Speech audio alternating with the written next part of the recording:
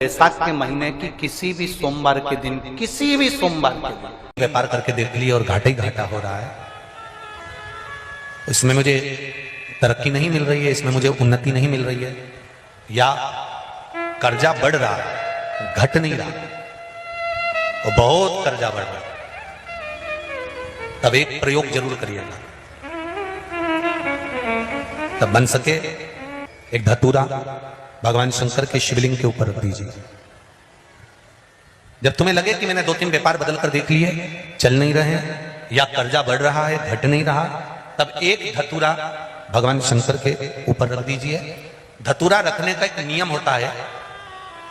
धतूरे की जो डंडी होती है, देखिए छोटी सी डंडी होती है धतूरे में, वो डंडी धतूरे की आप जहां बैठे हो उससे विपरीत होना चाहिए। धतूरे की डंडी आप इधर बैठे हो तो धतूरे की डंडी उधर। अपने को लग रहा है कि व्यापार मैंने बदल लिया, 2 बार 4 बार 6 बार व्यापार बदल के देख लिया और कर्जा बढ़ रहा है, पर व्यापार भी नहीं चल रहा। फैक्ट्री डाली वो भी बंद हो गई, दुकान डाली वो भी बंद हो गई, कुछ काम करा वो भी बंद हो गया। जहां संबंध के लिए जाते हैं संबंध नहीं होता है, बेटा बेटी बड़े हो गए, उनका कहीं जम नहीं रहा, बहुत प्रयास करके देख लिया पर हो नहीं रहा, तो धतूरे को रखिए पर डंडी विपरीत दिशा की ओर हो और एक लोटा जल धीरे धीरे उसी धतूरे के ऊपर आप चढ़ाना प्रारंभ कर दीजिए जो शिवलिंग के ऊपर रखा हुआ। महाराज हाटकेश्वर महादेव का नाम लेते, कौन से महादेव, जम के बोलो जरा, हाटकेश्वर महादेव का नाम लेकर जो जल समर्पित करा जाता है और उस जल को समर्पित करने के बाद उसी धतूरे को वापस घर में ले आया जाता है, वापस लिया। उसके बाद तुम जिस कार्य में हाथ डालोगे और जो कार्य करना चाहोगे उसमें सफलता मिलना चालू हो जाएगी और कर्जा भी धीरे धीरे चूकना प्रारंभ हो जाएगा। संबंध नहीं। बैसाख के महीने की किसी भी सोमवार के दिन पार्थिव शिवलिंग के निर्माण का, और उसमें एक बात कही गई कि जब संसार का मनुष्य मृत्यु लोक में रहने वाला मानव, मृत्यु लोक में रहने वाला मनुष्य मिट्टी के शिवलिंग का निर्माण करता है, पार्थिव शिवलिंग का निर्माण करता है, और जिस घर में पार्थिव शिवलिंग का निर्माण होकर उसकी पूजन होती है, घर का सदस्य उस पर अगर एक बूंद जल समर्पित कर देता है तो जितने घर के सदस्य होते हैं उस पार्थिव शिवलिंग के निर्माण को करने वाले होते हैं, पूजन करने वाले होते हैं, उनको 6 महीने तक किसी बड़ी बाधाओं को झेलना नहीं पड़ता, वो दुख अपने आप कट जाता है। पार्थिव शिवलिंग का निर्माण बैसाख महीने। मेरी जीजियों, 2 चीजें बड़ा स्मरण में रखिएगा। एक, बैसाख महीने में मट्टी के पात्र का जल, अभी अभी क्या चल रहा है, फागुन, अभी क्या चल रहा है, फागुन। जब बैसाख का महीना आए ना, जितने यहां बैठे और जितने आस्था चैनल पर सुन रहे और जितने फेसबुक यूट्यूब पर कथा श्रवण कर रहे हैं, जितने मोबाइलों पर देख रहे हैं, प्रयास करना, बैसाख के महीने में मिट्टी के पात्र में जो रात्रि भर जल रखा हो, मिट्टी के पात्र में, अगर आपके पास में घड़ा हो, हंडा हो, नी हो, तो दिया हो, दीपक हो, कुल्लड़ हो, कोई भी तुम्हारे पास में जो मिट्टी का पात्र, उसमें जल भरना। वो जल बैसाख के महीने की किसी भी सोमवार के दिन, बैसाख महीने या किसी प्रदोष के दिन या बैसाख महीने के शिवरात्रि के दिन, वो मिट्टी के पात्र का जल अपने घर के प्रत्येक व्यक्ति का स्पर्श कराकर उस मिट्टी के पात्र के जल को तांबे के पात्र में डाल लीजिए और घर के प्रत्येक व्यक्ति का स्पर्श करा लीजिए और शंकर भगवान पर कुंदकेश्वर महादेव के नाम से समर्पित करिए। कुंदकेश्वर महादेव।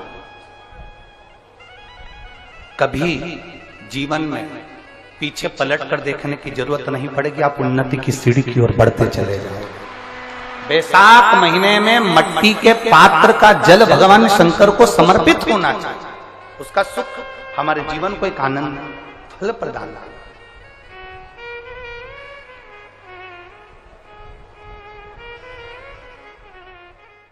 बैसाख के महीने में तो आपको अगर शरीर में कहीं पथरी भी आ गई है ना, कहीं नेत्रों में अगर ज्योति कमजोर पड़ रही है, जाले पड़ने लगे, चश्मा बढ़ने लगा, रात को आंखों में जलन होने लगी, रात को नींद नहीं आ रही है, तो बैसाख के महीने में जो दुर्वा होती है, इस दुर्वा को तोड़ लाओ।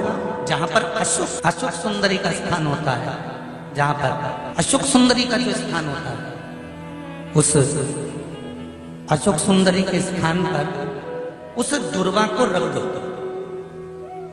और कुंदकेश्वर महादेव का नाम है। कौन से महादेव का नाम लेना है? कुंदकेश्वर। उस दुर्वा को उठा कर लिया। बैसाख के महीने में कोई भी तिथि, कोई भी दिन, कोई भी वार आप बैसाख के महीने में कर सकते हो। उस दुर्वा को लेकर आओ, लगभग 20-25 दुर्वा लेना, उसको लेकर आइए। सुबह सुबह कुंदकेश्वर महादेव का नाम लेकर उसको खाना प्रारंभ कर दीजिए। एक दुर्वा रोज खाओ। जो पथरी है या नेत्रों में तकलीफ है या कोई ना कोई रात्रि को नींद नहीं आना, बेचैनी हो जाना, घबराहट होना, धीरे धीरे धीरे धीरे 20 दिन की वो दुर्वा है, 20 दुर्वा एक एक दिन खाना चालू करो। 4 या 5 दिन लगेंगे, अपने आप आपको कोई गोली खाने की जरूरत नहीं पड़ेगी, नींद अपने आप आना प्रारंभ हो जाएगी और बेचैनी। अशुक सुंदरी वाली जगह पर दुर्वा समर्पित कर कर कुंदकेश्वर महादेव का नाम लेकर, कौन से महादेव? कुंदकेश्वर महादेव का नाम। शिव सुख क्या है? तो क्या कहा महाराज जी? भगवान शिव कहते हैं, अरे पार्वती, 1000 अश्वमेध यज्ञ में अग्नि कुंड के अंदर पूर्ण आहुति पर जो गोला समर्पित किया जाता है और एक बेल, एक बीला बैसाख महीने में जो मुझे समर्पित कर देता है, उसको 1000 अश्वमेध यज्ञ का पुण्य फल प्राप्त हो जाता है। मात्र एक बेल।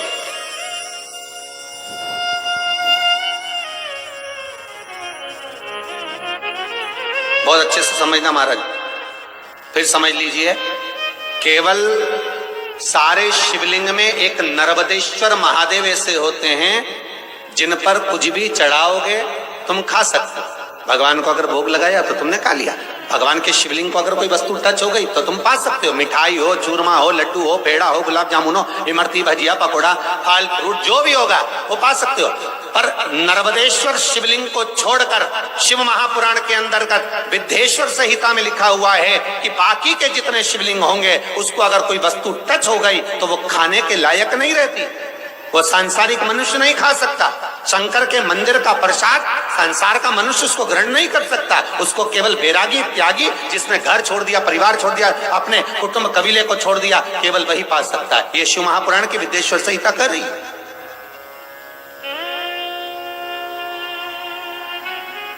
पर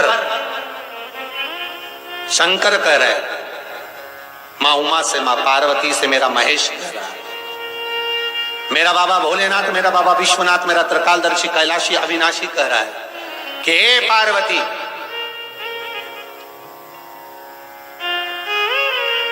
एक बीला, एक बेल जो मुझे समर्पित करता है और समर्पित करने के बाद उस बेल की महत्वता देखिए, जो बैसाख महीने में बाबा शंकर को जो चढ़ाया जाता है और 1000 अश्वमेध यज्ञ का पुण्य फल हम प्राप्त कर लेते हैं मात्र एक फल चढ़ाकर, मात्र एक फल चढ़ाकर।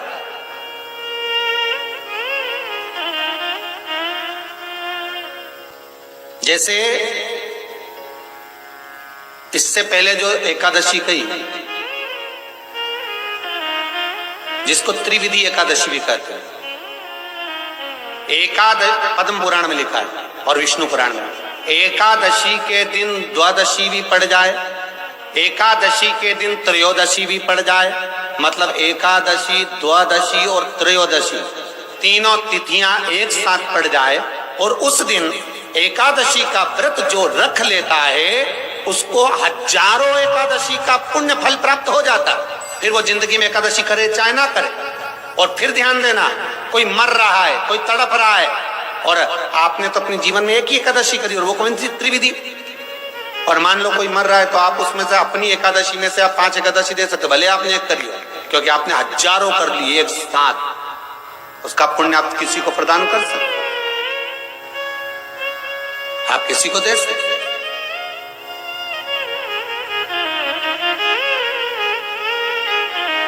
उसी तरह हे पार्वती, संसार का मनुष्य जब मुझे वो बेलपत्र समर्पित कर, वो बेल का फल समर्पित करता है, पार्वती वो फल जो मुझे चढ़ता है, फिर मैं भले नर्मदा के जल से निकला हुआ कंकर शंकर क्यों ना हूं, फिर चाहे मैं गंगा के जल से निकला हुआ कंकर शंकर क्यों ना हूं, चाहे फिर मैं यमुना के जल से निकला हुआ कंकर शंकर क्यों ना हूं, चाहे मैं सरयू के जल से निकला हुआ कंकर शंकर क्यों ना हूं, चाहे मंदाकिनी के जल से निकला हुआ कंकर शंकर क्यों ना हूं, हे पार्वती फिर जो भी शिवलिंग पर वो बेल समर्पित होता है, वो बेल उठाकर जीव अपने कार्य में ले सकता है। ये माँ उमा से कह रहा है। तो उस बेल की महत्वता जानेंगे। अब अपन उस बेल को जानने के लिए वापिस स्कंद पुराण में चले, तो स्कंद पुराण में लिखा हुआ है कि जो बेल बैसाख के महीने में शंकर को चढ़ाया जाता है, वो बेल का फल उठाकर रख लिया जाता है। बैसाख के महीने में उस चढ़े हुए, बाकी का आपको बेल का फल खाना हो तो बात दूसरी, पर चढ़ा हुआ जो बेल का फल है वो पूरा बैसाख नहीं खाना। बैसाख के बाद में अगला जो महीना आए, उस महीने के अंदर उस फल के अंदर का गुर्दा निकालकर उसको सुखा लीजिए, और सुखाकर जिस व्यक्ति को पथरी की बीमारी हो और जिस व्यक्ति को पेट में बहुत भोजन पचता ही नहीं है, पूरा शरीर पाचन क्रिया बेकार हो गई, उस व्यक्ति को केवल 7 दिन तक शंकर पर चढ़ा हुआ वो बेलपत्र प्रदान कर दीजिए। पथरी भी बाहर और पाचन क्रिया भी ठीक, जिंदगी भर तकलीफ नहीं। उस बैसाख में उस फल की इतनी महत्वता बाबा भोलेनाथ स्कंद पुराण, लिंग पुराण, नर्मदा पुराण, पद्म पुराण के अंतर्गत, शिव महापुराण के अंतर्गत वर्णन कर, उसकी महत्वता वो बेल का फल साधारण नहीं हो सकता।